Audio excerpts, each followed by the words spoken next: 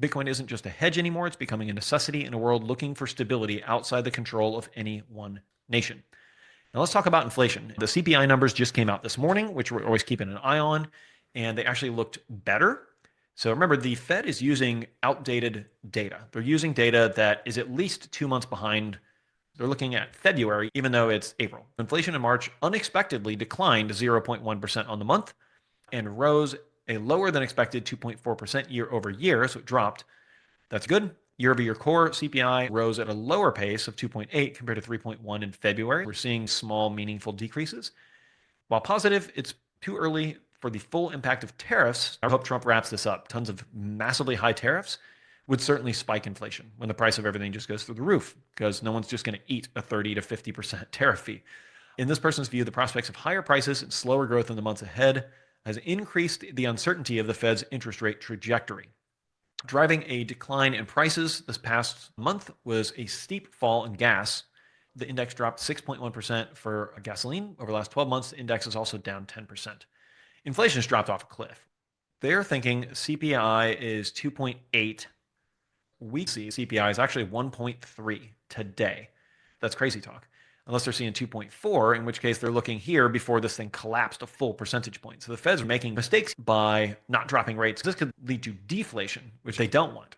The Fed has to change rates. Lower rates and higher liquidity, not only in the US, but globally, equals crypto prices go up.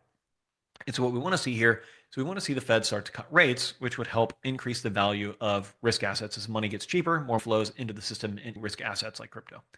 And so this thing changed dramatically just over the last 24 hours. Yesterday, this chart was looking like 50, 60% that they would do a cut at the next meeting on May 7th. Today, drastically shifted after that big market pop and pausing of tariffs. Now, again, this could change tomorrow, and this reverts back to the Fed having to change on a dime and completely change their entire idea set on how they're going to do this. So Fed Watch now prices in basically, almost no chance at the next Fed meeting they drop rates.